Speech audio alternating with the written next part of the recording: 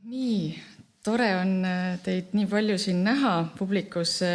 Marin küll nimetas minu seltsi aktiivsust, aga ta jättis ütlemata, et ma olen tema kolleeg siin Kirjandusmuuseumis, vanemteadur. Ja mul on selle üle väga hea meel töötada siin samas, kus ka kunagi Ene Mihkelson töötas. Samuti Marin juba nimetas, et on 3 doktoritööd kaitstud, mis tegelevad Ene Mihkelsoni loominguga erinevatest aspektidest ja mina olin üks nendest. Minu doktoritöö sai toona kirjutatud saksa keeles, sest olengi saksa filoloog oma taustalt tegelikult. Ja ma arvan, ja mul on suur lootus, et selle aasta numbri sees veel ilmub selle raamatu tõlge eesti keeles.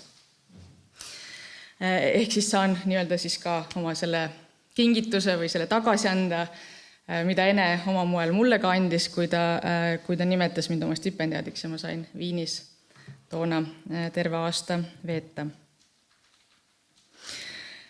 Nii. Aasta tagasi me arutasime väiksemas ringis seltsi liikmetega Ene Mihkelsoni romaani Nimevaev üle. Ja ma ei osanud siis selle romaani kohta veel midagi käega katsutavat öelda. Ja teatud mõttes ega ma tegelikult tänagi tunnen, et ma veel ei oska päris neid asju öelda, mida ma tahan selle romaani kohta öelda, aga ma olen siiski püüdnud selle romaani maailma ja probleemide ringi kuidagi moodi siseneda. Et need, kes on tuttavad võib-olla sellega, mille ma varem olen rääkinud, siis eeskätt on olnud minu fookus mäletamiste küsimustel ja Ahasveeruse unel ja katkuhaual. Nüüd selleks ukseks, mil moel siseneda Nimevaeva probleemide ringi või küsimuste ringi, olen iseendalegi üllatuseks valinud armastuse teema. Nii et teatud mõttes võib-olla võikski kuidagi laiendada seda mu pealkirja ja öelda, et hüljatud ja ristiröödud Nimevaev kui armastusromaan. Ma mäletan aasta tagasi Mart Velskrit sellest raamatust rääkimisel nimetavat 62. aastal valminud Poola filmi Jak być kochana, ehk siis kuidas olla armastatud, millest neil olevat Enega olnud juttu ja et see on kuidagi oluline. Ja ma mäletan oma seda tunnet, seda kohmetuse tunnet või suutmatuse tunnet seostada armastuse küsimuse olulisust selle romaaniga. Ehkki ma samal ajal sain aru, et see on intuitiivselt väga õige ja oluline. Marin juba ütles, et siin arhiivi näitusel on vitriinides näha see kaust, milles sisaldub Nimevaeva käsikiri. Ja seal on siis näha, et algsed pealkirjad olid sõjast, või mida veel kaaluti, mida ta kaalus, sõjast, ja veel oli nimevariante Reekviem elamata elule ja 100-aastane iseseisvussõda. Nüüd tõepoolest romaani üheks keskseks küsimuseks on, et mida siis tähendab sündida sõjarusudele või ütleme siis sõjavaremetele, sest see varemete sõna on pigem vist see sõna, mida Ene Mihkelson ise eelistab kasutada ja ka Hasso Krull on oma luulekäsitluses, kogus kõik redelid on tagurpidi just selle varemete nagu kujundi võtnud niimoodi keskseks.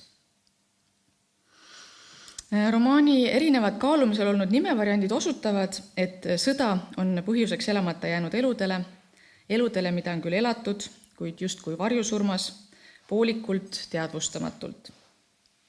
Iseseisvussõda, mida Mihkelson on kaalunud ühe variandina, siis osutab jällegi inimese enda sees toimuvale võitlusele, iseolemise ja vabaduse eest. Aga siis millise iseolemise ja millise vabaduse?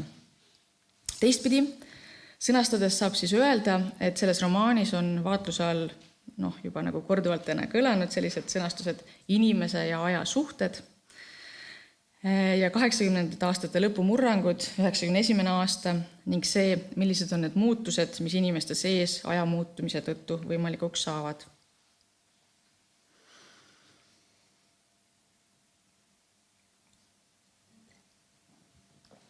Kas mällu ärgata saab osaliselt, küsitakse Ahasveeruse unes.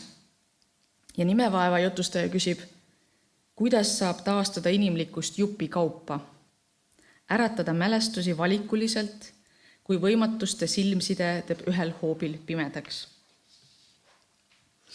Mulle näib, et just see inimeseks olemise küsimus on nimevaevas kesksel kohal.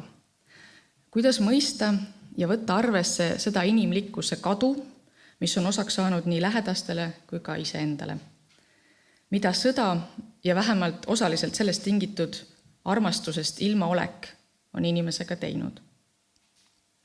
Üsna romaani alguses, pärast 88. aasta Tartu sündmuste kirjeldust, saab lugeja teada, et jutustaja on tulnud talle lähedase inimese, Miili, kellest siis me tunneme tema romaanide lugejana ära tädi figuuri. Ta on tulnud Miili suri- või haiglavoodile teatud mõttes lepitust otsima. Ja jällegi sulgudes võimalik, et siin on siis tegemist selle olukorraga, millest me hiljem saame põhjalikumalt lugeda romaanis Katkuhaud. Aga sellest olukorrast ehk siis surivoodile saabumisest kirjutades tunnetab jutustaja, et just armastusest ilmaolek on see, mis Miilit ekslema paneb ja ei lase tal rahus lahkuda. Ning lisab siis, et Miili voodi äärde oli tulnud üsna tema sarnane. Või õieti see sõnast tema taoline, oli tulnud üsna tema taoline. Ehk siis samuti keegi, kes kannatab samuti armastusest ilmaoleku sümptomite all. Kohtumisel Miiliga esitab viimane jutustajale küsimuse, mis on kogu romaani keskseks küsimuseks või ütleme siis ajendiks.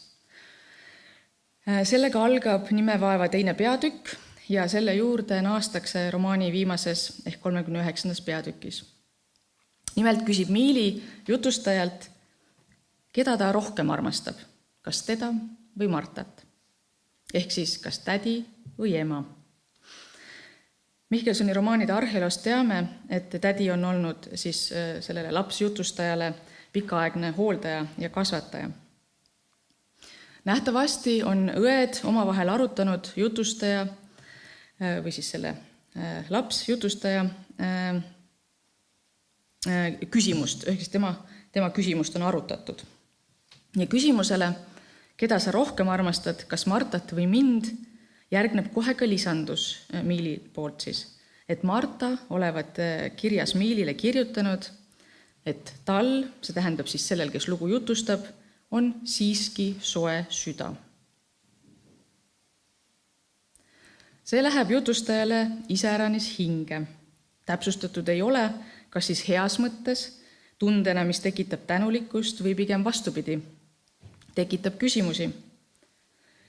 Kui keegi arutleb sinu üle ja tõdeb, et sul on siiski soe süda, kas see siis tähendab eeldusena seisukohta, et muidu oled külm, aga on siiski soe süda? Niisiis pikaajaline armastusest ilmaolek. Raamatu lõpuosas 34. peatükis, mis tervikuna on minu hinnangul pühendatud isa Leinale, tuleb otsesõnu juttu armastusest. Jutustaja väljendab oma igatsust kõikehõlmava armastuse järele, mitte niivõrd konkreetse inimese armastus tema vastu või tema enda armastus mõne konkreetse inimese vastu, vaid armastus kui selline. Tsiteerin. Kui buss Puurmanni tee otsast möödus, mõtlesin parajasti armastuse ainele, armastusele endale. Kuidas olla armastus? Voog, mis heletab härmapitsis puudki imeks. Olla mitte armastatu ja armastaja, vaid kahevahelises pinges, isikuteks taandumata. Kas nii täiuslik enesest loobumine on üldse võimalik? Selle igatsusega käib koos või paaris ka teatud meeleheide. See tunne, et kõik oli juba olnud. Allkirjade korjamised, iseseisvusdeklaratsioon, selle tühistamine, tänavanurkadel ärevil inimeste salgad, Leedu veretöö vastu suunatud miitingud. Olin seisnud paljude plakatite all igasuguse hilmaga, kuulanud lohutavaid, uskuda tahtvaid kõnesid 100-aastase iseseisvussõja algusest. Kuskil üritas ema end panna inimeste kirja, et saada lahti mõrtsuka nimest. Ja mina jõin šampust kui viina otsa pudelist. Koos selle tundega, et kõik on juba olnud, tabab jutustajad ka iseenese suutmatuse tunnistamine või tajumine, võib-olla ehk isegi iseenda väiksuse ja ekslikkuse tunnistamine. Ehkki romaani alguses on selgelt öeldud, et tema, see tähendab jutustaja, ei ole reetnud kedagi peale iseenese, mis samuti on kaheldav, sest meid kõiki oli juba enne sündi reedetud.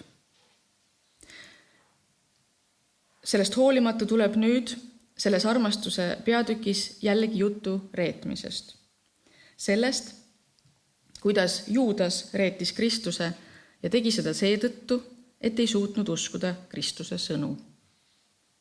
Juudas igatses tegu, kirjutab Mihkelson, ja teo taga ehk võimugi. Ta ütleb, ahastava hinge pärast reetis ta Kristuse. Ahastava hinge pärast.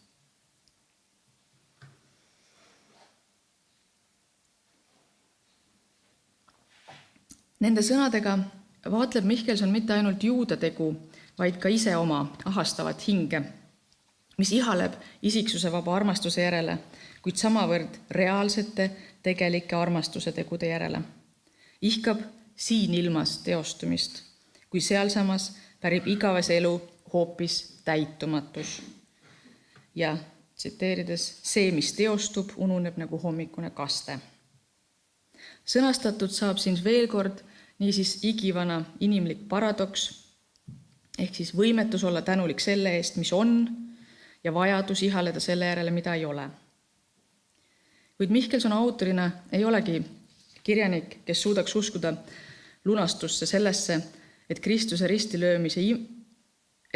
ristilöömine inimest igat üksikut lunastada suudab või lunastama peaks. Romaani keskel 20. peatükis on koht, mis ütleb nõnda. Minu kolgatal ei kuulutata usku ega lööda risti.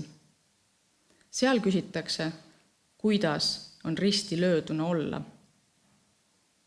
Ehk siis, kuidas on risti lööduna olla. Mulle näib see sõnastus ja ülestunnistus iseloomustavat väga hästi nii romaani nimevaev kui ka hilisema Ahasveruse une hoiakut. Enne niisiis, kui saaks üldse mõelda ja rääkida mingistki lunastusest, on vaja tunnistada iseenda ristil olemist, lõhkikistust. Sõnastus, mis on romaani lõpus öeldud Miili kohta, kes olevat rääkinud, et ta oli end 50-ndatel tundnud, nagu oleks ta elu tükkideks lõigatud ja neid tükke hoiab koos vaid keha, kuju, nägu või nimi. See osutub aga tõeks ka jutustaja enda kohta. Ja romaani keskel 20. peatükis kohtamegi selliseid sedastusi. Ja ma tsiteerin. Millal mu aru ja keha kisti nii vastand jõuliselt lahku, et isegi Aadu ei suutnud mu hirme kaotada. Või teisal, Aadu ei pääse minu sisse valutama ka siis, kui teda ootan või igatsen, kui ta on kohal, kui teeme pattu. Ja olgu öeldud, et Aadu armastab jutustajat, seda ütleb ta otsesõnu romaani 34. peatükis ka välja. Kuid teise inimese armastus ei suuda ära võtta või olematuks teha lõhkikistuse tunnet ja üksikisikule ei jää ikkagi midagi muud üle, kui küsida ja vaadelda seda, mida see ristilöödud olemine siis tähendab. Teisisõnu tähendab see seda, et iseenda valu tuleb arvesse võtta, tunnistada, et ollakse lõhki kistud ja et just see takistab kohtuda päriselt armastuses. Just viimse piirini kokku pressitud täiuse igatsus süvendab dissonantsi, nii et kohtutakse alati just nagu tagantjärele, puudutuste väliselt. Igavesti maailma hulkuma määratud olemine, mis saab Ahasveruse kujundi kaudu põhjalikult lahti kirjutatud just Ahasveruse unes, on nimevaevas kohal selle lõhkikistuse tundena, igatsusena kõikehõlmava armastuse järele ja suutmatusena inimeste vahelisi seinu, piire või müüre ületada. Inimeste vahelise dialoogi, teineteisest arusaamise, suutmatuse küsimus on Mihkelsoni romaanis äärmiselt tähtsal kohal.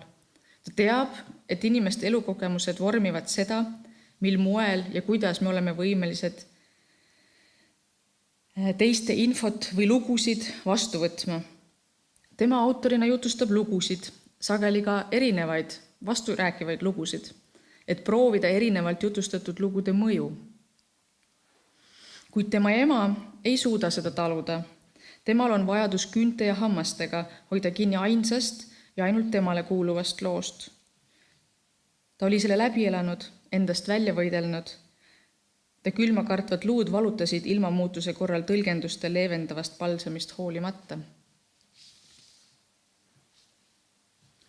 Ja see omakorda põhjustab jutustajast tunde, et ta ei saa tegelikku dialoogi emaga astuda. Ta ei saa teada saada midagi, mis oleks talle endale oluline ja vajalik. Tsiteerin, erinevate kogemuste kujundav müür oli ees ja eriti tugev sellepärast, et seda toetas teineteist säästa tahtav armastus. Armastus muutub siin müüriks, mitte teineteist kaitsvaks, vaid üksteiseni jõudmist takistavaks müüriks. Mil määral jutustaja oma emani jõude ihkab või kuivõrd ta ema pärast või ka ema olematuse, see tähendab tema ja ema suhte puudulikkuse pärast valutab, ilmestab minu hinnangul nimevaeva lõpupeatükk. Selles stseenis, kus langevad kokku nii eri ajad kui ka reaaleluline ja fantaasia või unenägude ja hirmude maailm, kogeb jutustaja haigla kohvikus istudes, kuidas kõik tema ümber põleb. Ja ma tsiteerin nüüd natuke pikemalt. Keldri korruse välisuks oli juba leekides ja et aknaid ei olnud, polnud meil kellelgi lootust. Istusin, nagu oleks mulle juured alla kasvanud. Kohvikus oli välja kannatamatult külm. Nõretasin vaevahigist ja vaikusest, mida ei seganud ükski väljaspoolt sisse tungiv heli. Punane kuma kasvas, oli lõpuks täiesti meie ümber, aga ma ei vaadanud hingepäästja ega tulekahjunäitaja poole. Teadsin täpselt, et neid seal enam ei ole või nad on eriti kaunikujuliste leekide sisse sulanud. Siis siin ongi see unenäotuba ristikheina lõhnaga, mõtlesin, jälgides varemete kerkimist. On teist keegi näinud, kuidas varemed kerkivad? Endale palgid ja aknad ja uksed külge kasvatavad ja kuidas räästa alt lendavad pääsukesed sisse ja välja. Mu südames oli niisugune äng, nagu jääks rinnakorv kitsaks. Ma tahtsin enesest välja, selle tule sisse, kus ma nägin noort ema, onu.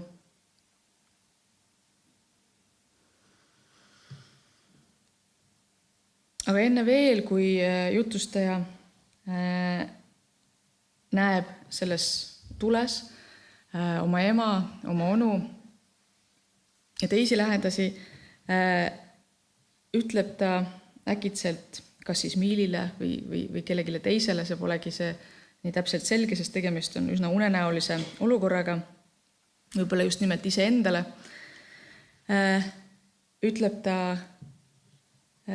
esmalt pomisedes, mu ema põles ära, siis käratades, mu ema põles ära ja siis juba rõhuga ja püsti tõustes, mu ema põles 41. aastal ära. Seda 3 korda.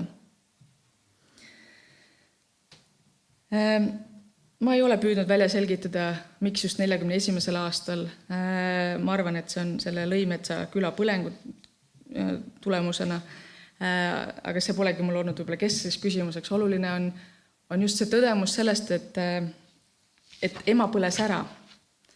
Teatud mõttes ma loen seda siis sellise arvesse võtmisena, et ema sai sõja tõttu jäädavalt kahjustada. Ja teatud mõttes on see siis võib-olla ka leppimine sellega, et ema ei saa neid vastuseid talle pakkuda, mida ta vajaks või et see müür jääb nende vahele. Aga ehk on selle tunnistamine ka just nimelt teatav nagu lepitus või leppimine. Ja sealt edasi me loeme, kuidas jutustaja ise justkui siis pääseb sellest tulekahjust, kus sees ta istub, justkui juurdunult. Ta ütles, et juured on alla kasvanud ja me loeme, et kõrbenud ripsmete valusalt pilkudes. Et ta on küll kõrvetada saanud, kuid ta vist siiski on pääsenud, kuigi ta seab ka selle kahtluse alla. Ja siin mitu korda nüüd juba küsiti selle järele, et mis on siis see lepitus või lunastus, mida ta pakub või kas ta pakub. Ja nüüd mina olen nagu mõelnud, et Ene Mihkelson on, mitte ei mõelnud, vaid see, ma nii seda näen, Ene Mihkelson on uuriv, seda ka ju eelmine ettekanne rõhutas, uuriv kirjanik. Ja tema romaanid on tunnetuslikud uurimused, kui me nii tahame öelda. Ja see tähendab ka seda, et neid lugedes tuleb siis ka tõepoolest ka püüda nendele tunnetuslikult läheneda, mida iganes see siis ka tähendab. Aga ei ole nagu ainult ühte õiget vastust või tõlgendust, vaid on vaja ikka ja jälle püüda minna kaasa tema retkele nendesse maailmadesse, kus ta juhatab ja siis võib-olla on mingi see vastus. Nii et tõepoolest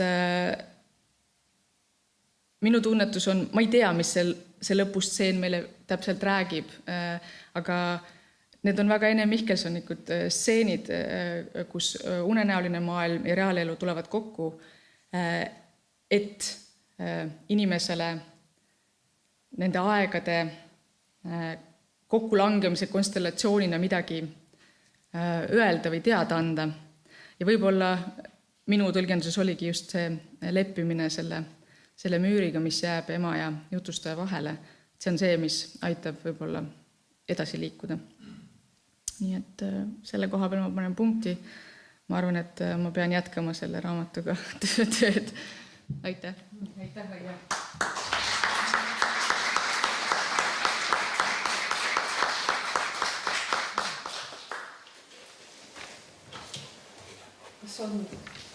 Kas keegi tahab midagi öelda selle sügava mõtiskluse jätkuks või kommentaariks? Jah, palun. Tohib, kui tohib. Lihtsalt kuna aja sa sellest momendist nagu läksid oma selle ettekandega, väga ilus ettekandega mööda ja ma olen õieti läksid, sest sa võtsid hoopis teise nurga. Aga ma lihtsalt tahan öelda seda, et Ene ise, kui tuli juttu mõnigi kord sellest, kas mööda minnes või otse mingi teemane, et Eesti kirjanduses ei ole nagu seda ülemineku aega õigesti keegi veel ette võtnud, siis Ene küsis hämmingus, kuidas nii, kas nad ei ole märganud, et on olemas nimevaev. Nii et tema jaoks oli selle nimevaeva mingisugune, ma tea siis, põhjus või mõte just nimelt selles, et ta püüdis nagu püüda kinni seda hetke, kus nagu sa ütlesid, et eri ajad läksid kokku ja mis siis inimeste sellest enese mingisuguses määratluses või suhestuses maailmaga toimus see niisugune nagu nime kadumine ja see sama nimevaev, mis tekkis.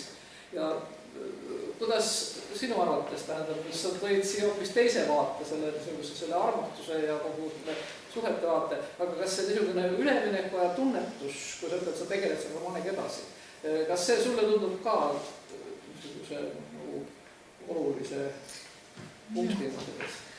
Loomulikult see on väga oluline, ma lihtsalt tunnen, et ma ei oska veel sellisel moel sellest rääkida, mis mind ennast rahuldaks.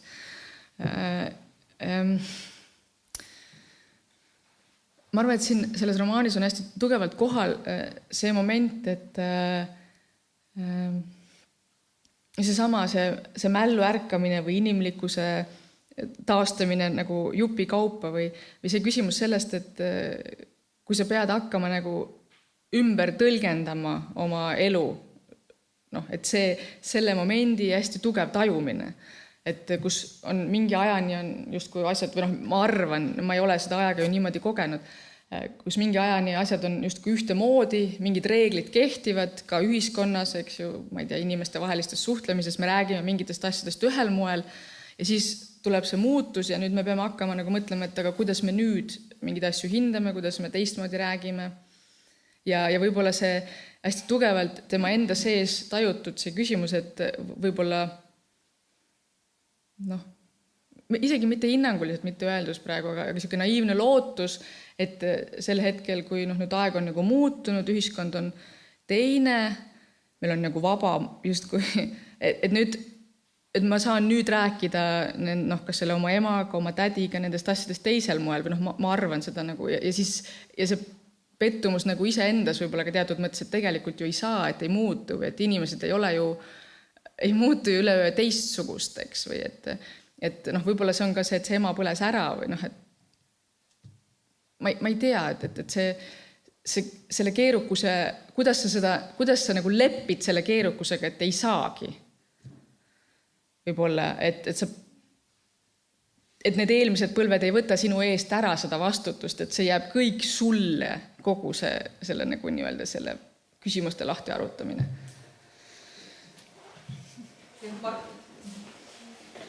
Kuna Aija juba viitas mulle ja sellele Poola filmile, kuidas olla armastatud, siis kommentaariks võib-olla seda, ma ise vaatasin 3-4 aastat tagasi seda filmi ja mul oli nagu mõte, et ma näitan Enele ka, aga ma ei jõudnud, et ta nägi seda 60-ndatel millalgi kinos ilmselt. Et kõiki detaile ei mäleta, aga et siin muidugi need märksõnad nagu hakkavad kokku kõlama, et armastuse teema muidugi, aga et siis ka see, mis teeb sõda inimesega, et võib-olla seal ka keegi põleb äkki